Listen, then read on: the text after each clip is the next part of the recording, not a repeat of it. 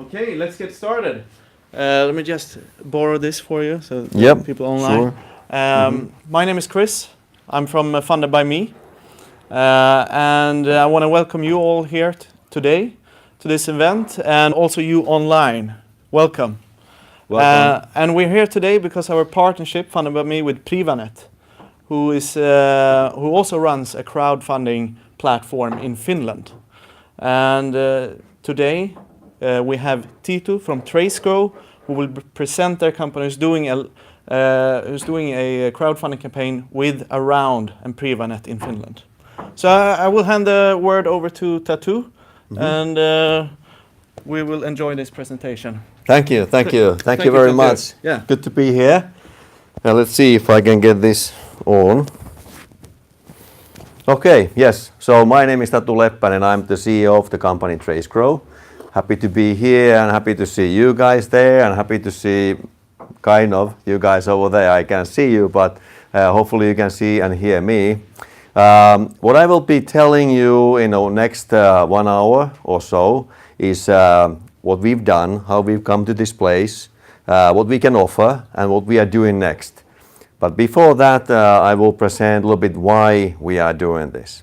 And all the time, I'm hoping that there would be questions from you guys in here physically and you over there also in the webinar. Because the more you are asking, the better this will be. I might not know what you are thinking, and even though my head is kind of a shiny, it's not a crystal ball. So help me out, make the questions, and I will tell you the answers, give you the answers for those. Okay, now I try to stay away from this a little bit so that also the webinar people can see it. But first, why we are doing this.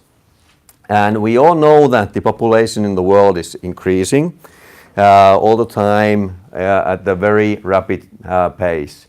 And at the same time, there are studies saying that during the past 40 years, the amount of arable land has decreased by 1/3, 33%. It's a huge amount. And then another series of studies are saying that by year 2050, we need 50% more of food just to feed the people in the world. So it's a big issue. Okay, traditionally, the way to get more food or more yield out of the arable land is using NPK fertilizers. Those are still by far the most important ones and of course the most effective ones, but they have downsides as well. You're using more of them, too much of them, it's actually spoiling the ground and you are getting some eutrophication for the waters, just to name few. So it's a big issue. And because of that, during the past 10 years or so, micronutrients have come into play more and more. They are widely used around the world, widely accepted. The benefits of them, they are known, so they are used. When discussing about the micronutrients, zinc and manganese are very, very important ones. Zinc is by far the most important because roughly 50% of the arable land in the world are missing zinc, so they are zinc deficient. And at the same time, the World Health Organization is estimating that some 800,000 people a year die because of the zinc deficiency induced illnesses and symptoms.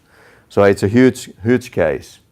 450,000 of those are kids under 5. So it's a big issue. Manganese is not quite as severe, but still about 10% globally out of the arable land is manganese deficient. And in the northern hemisphere, Sweden, Finland, all over here, it's a much more severe case. And it's of course affecting the yield, the reduced yields and also the quality of the yield.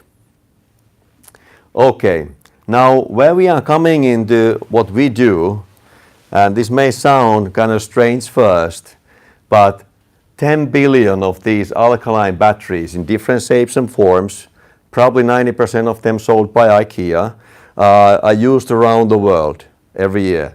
And unfortunately, a lot of these go to the dumpsters, landfills.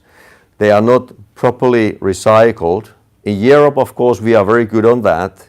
Finland, Sweden, we've crossed the 50% border, which is by law mandated in Europe, and that's good.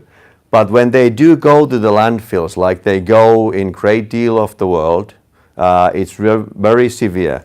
You can actually see on these, in all of these alkaline batteries, they have a sign in here where there's a dumpster and a cross on it. So you should not put it over there. And the reason is that there are harmful metals in here. So it's a big issue. And when thinking about what one of these alkaline batteries can do, it can spoil, for example, 167 cubic meters of drinking water. So it's a very big issue. And that's according to different studies what has been made. And thinking that how much of those are used in countries where there's not too much water in the first place, clean water, it's even more severe. Now going forward, where we are starting to get something else than not only red writing, is when we think about what's in it, the good stuff in it. And if you think about the battery, it's tough to say, you know, or see from there, but the most of it is zinc, manganese, and then potassium. All very vital and needed for the plants and the crops to grow around the world. We just saw the zinc in here. It's 50% missing of the arable land is zinc deficient, so it's a very big issue. And we can get that out, zinc and manganese and potassium. And we can make